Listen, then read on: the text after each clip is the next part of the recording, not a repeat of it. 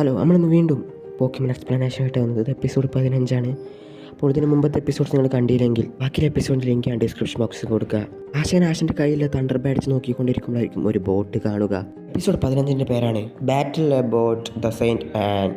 അടിപൊളി, നല്ല ഭംഗിയുണ്ട് കാണാൻ. അപ്പോൾ ആശ് പറയും, എനിക്ക് വലിയ ആഗ്രഹമായിരുന്നു ഇതുപോലത്തെ ഒരു ഷിപ്പിൽ ഈ കടലിലൂടെ ഒന്ന് പോകണമെന്ന്. ആശനും കൂട്ടുകാർക്കും ഈ കപ്പലിൽ കയറാൻ ഭയങ്കര ആഗ്രഹമായിരിക്കും. പക്ഷെ അവർക്ക് അതിൽ കയറാൻ കഴിയാതെ നിരാശയോടെ നടന്നു പോകും. അപ്പോഴായിരിക്കും ടീം റോക്കറ്റ് വേഷം മാറി വന്ന്, ഇത് നിങ്ങൾക്കുള്ള ടിക്കറ്റാണ്, നിങ്ങൾക്ക് അവിടെ നടക്കുന്ന പാർട്ടിയിൽ പങ്കെടുക്കാം. ആ പാർട്ടിയിൽ ഓൺലി പോക്കിമോൺ ട്രെയിനേഴ്സ് മാത്രം ഉണ്ടാവുകയുള്ളൂ.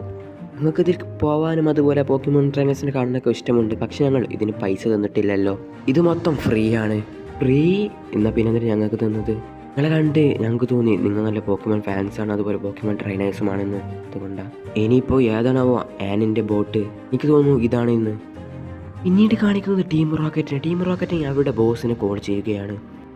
ടീം റോക്കറ്റിൻ്റെ ബോസ് പറയും, നിങ്ങൾ കുറേ മിഷൻസിൽ തോറ്റുപോയി, ഇനി നിങ്ങൾ എല്ലാ മിഷൻസും ജയിച്ചേ പറ്റൂ, ഇല്ലെങ്കിൽ നിങ്ങൾക്ക് സാലറി ഒന്നും കിട്ടില്ല.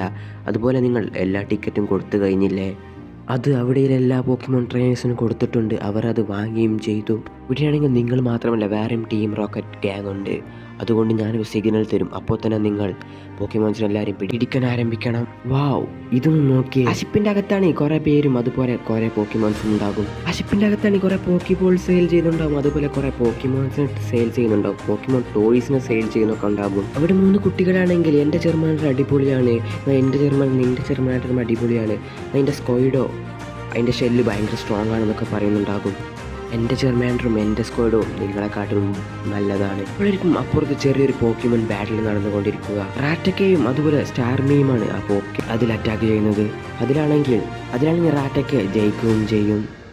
നിങ്ങൾക്കാർക്കെങ്കിലും എൻ്റെ റാറ്റയ്ക്ക് വെല്ലുവിളിക്കണമെങ്കിൽ വരാം, എനിക്ക് കാത്തു നിൽക്കാൻ വയ്യ. അങ്ങനെ ആശ എന്ന് പറയുന്ന എൻ്റെ ബട്ടർഫ്ലൈനോടൊന്ന് ബാറ്റിൽ ചെയ്ത് നോക്ക്.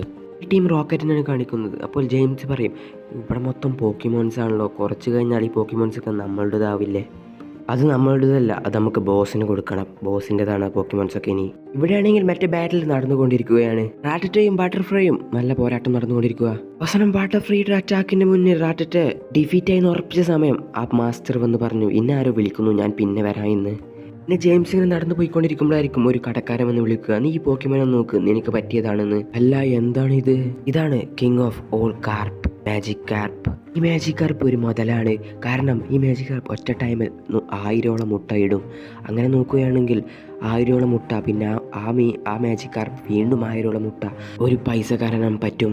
എല്ലാവരോടും ഞാൻ $100 വാങ്ങാറുള്ളൂ, പക്ഷെ നിന്നെപ്പോലെ ഇത്ര ബുദ്ധിയും മനോഹരമെല്ലാം ചേർക്കുമെന്നുണ്ട്, ഒരു $300 തരാം. പിന്നെ ആശും കൂട്ടുകാരും ഭക്ഷണം കഴിച്ചുകൊണ്ടിരിക്കുമ്പോൾ മറ്റേ മാസ്റ്റർ വന്ന് പറയും, നമുക്ക് ട്രേഡ് നടത്തിയാലോ, പോക്കിമോൺസിനെ അങ്ങോട്ടും ഇങ്ങോട്ടും മാറ്റിയാലോ? ഇനി ട്രേഡ് നടത്തിയ വേറെ ഉപയോഗം കൂടിയുണ്ട്. ഇവിടെ എല്ലാവരോടും എനിക്ക് ട്രേഡ് നടത്താം, അതുകൊണ്ട് എനിക്ക് നല്ല ഫ്രണ്ട്സിനെ കിട്ടും, നല്ലൊരു ബോണ്ട് കിട്ടും എന്നൊക്കെ പറയും ഇയാൾ.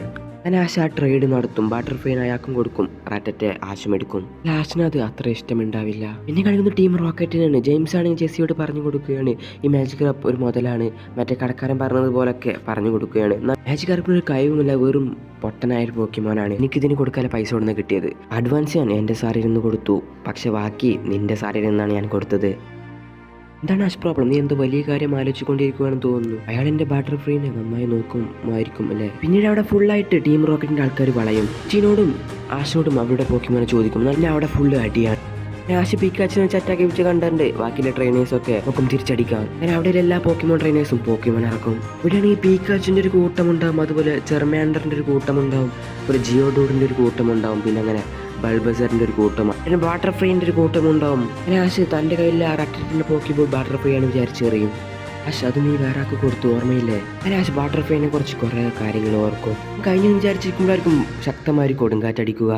ജെയിംസിൻ്റെ കയ്യിലുള്ള മാജിക് കാർപ്പിൻ്റെ പോക്കിബോൾ ആണെങ്കിൽ തെറിച്ചു പോകും. അതിൻ്റെ പിന്നാലെ അവർ മോടും. ഓ, ഇത് വലിയ കൊടുങ്കാറ്റാണ്. ചണി തൻ്റെ ബട്ടർഫ്ലൈനെ തിരിച്ചു ചോദിച്ചാൻ വേണ്ടി പോയിരിക്കുകയാണ്. ബട്ടർഫ്ലൈയാണ് ഞാൻ പിടിച്ച ആദ്യത്തെ പോക്കിമോൻ എൻ്റെ എന്നത്തെയും. അതുപോലെ ബട്ടർഫ്ലൈക്ക് വേണ്ടി ഞാൻ ഒരുപാട് കഷ്ടപ്പെട്ടിരുന്നു. ബാക്കിയില്ല കുറച്ച് പേരാണെങ്കിൽ ആ ഷിപ്പത്തെ ക്യാപ്റ്റനോട് ചൂടായിക്കൊണ്ടിരിക്കുകയാണ്. ഇങ്ങനെ ആ ഷിപ്പത്തെ ക്യാപ്റ്റനാണെങ്കിൽ പറഞ്ഞു, നിങ്ങൾ എന്തിനാ ഇങ്ങനെ പേടിക്കുന്നു, ഞാൻ ഈ ലൈഫ് ബോട്ട് ഒന്ന് വർക്ക് ചെയ്യുന്നുണ്ടോ നോക്കിയിട്ട് വരാമെന്ന് പറയും. അങ്ങനെ അവിടെയുള്ള എല്ലാവരും ലൈഫ് ബോട്ടിന് വേണ്ടി ഓടും. ആശ് നിൽക്കുന്നിടത്തേക്ക് മിസ്റ്റീം ബ്രോക്കും എന്ന് പറയും, ആശ് വാ പോകാം, ഇതിപ്പോൾ തന്നെ മുങ്ങും. ആശക്ക് അങ്ങനെ ആശിൻ്റെ ബട്ടർഫ്ലൈനെ തിരിച്ചു കിട്ടും. ഒരു കൊടുങ്കാറ്റുകാരനും ആശിൻ്റെ കയ്യിൽ പോക്കിബോൾ തെറിച്ചു പോകും. ആശ് അതിൻ്റെ വൈത്താലെ പായും മിസ്റ്റീം ബ്രോക്കും ഉണ്ടാവും. ഇപ്പുറത്താണെങ്കിൽ ടീം റോക്കറ്റും. ബോട്ടാണെങ്കിൽ ഒരു സൈഡിലേക്ക് മറിയും. അപ്പോൾ പശും കൂട്ടുകാരുമാണെങ്കിൽ തെറിച്ചു പോകും. പുറത്താങ്ങി ടീം റോക്കറ്റും. അങ്ങനെ ആ ഷിപ്പാണെങ്കിൽ മുങ്ങാൻ തുടങ്ങും.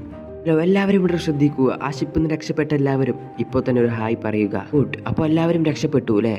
ക്യാപ്റ്റൻ, എല്ലാവരും രക്ഷപ്പെട്ടിട്ടില്ല. നിങ്ങളുടെ ഹീറോസ് ഇപ്പോഴും ആ കടലിൻ്റെ അടിയിലുണ്ട്. അതുപോലെ ടീം റോക്കറ്റും. അങ്ങനെ പറഞ്ഞു കണ്ടാണ് 15ാമത്തെ എപ്പിസോഡ് അവസാനിക്കുന്നത്. അപ്പോൾ ഇത്രയുള്ള വീഡിയോ ഇഷ്ടപ്പെട്ട സബ്സ്ക്രൈബ് ചെയ്യുക, വീഡിയോ ലൈക്കും ചെയ്യുക.